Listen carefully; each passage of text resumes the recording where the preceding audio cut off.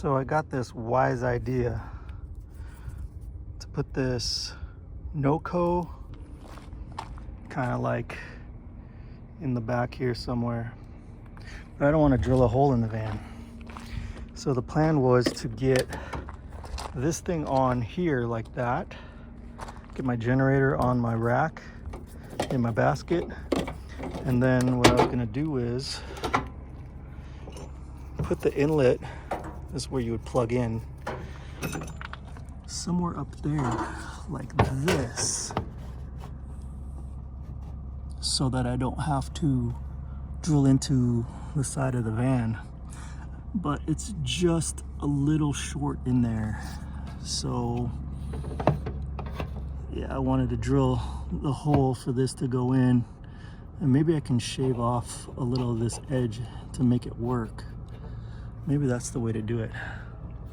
But yeah, I wanted to put this back here, so when I plug in this guy, you know, have my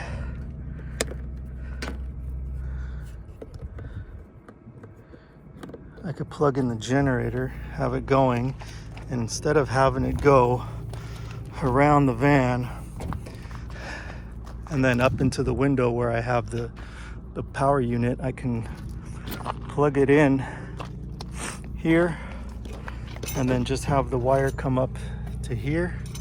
That way I don't have to run it through the window every single time. I got me some cord, a longer extension cord, 25 feet, so I could run it from in there, up the side, up around there to the power block that I plug into to charge up the Blue Eddy. So that's a project that I'm gonna be working on, because every day I have to come here,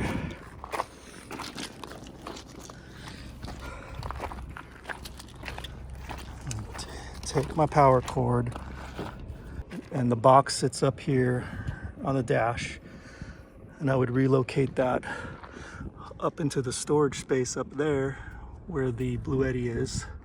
So that'll be relocated, because when it's down here it's constantly moving around, and then when we drive I gotta pack it up. So if I can mount the power block up there, and then it'll be permanent, and then I won't have to open the window every time and run a power cord. I think it will fit up in there, but I'd have to shave the edges off a little bit to make it flat, a little more square.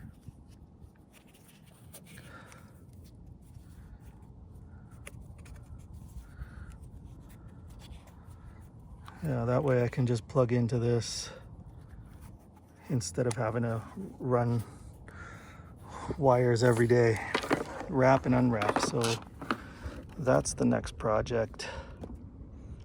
I got some LEDs coming to brighten these up, because I got the front LEDs on and those are way brighter than these now, so it makes them look dim. If I could have this just sit here, I would turn it around so the exhaust come this way. We don't have to breathe in the exhaust, and just have it up here, so when I use it, it's off the ground, plugs right into there. That'll be good. And thinking about doing gray up there. I got paint, I got sandpaper, I just need a ladder.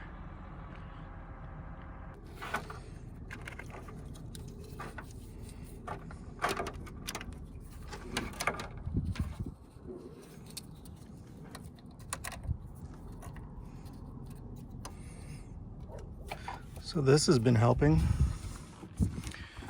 Battery is up to 12.85 now, where when we were in the forest and we were getting little sun, battery would go down to 12.5, 12.4, sometimes 11.5.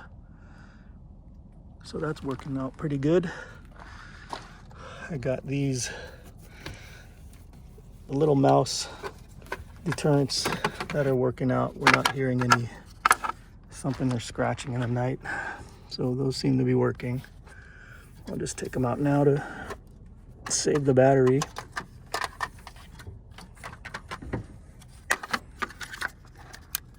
Just put that there, put that there.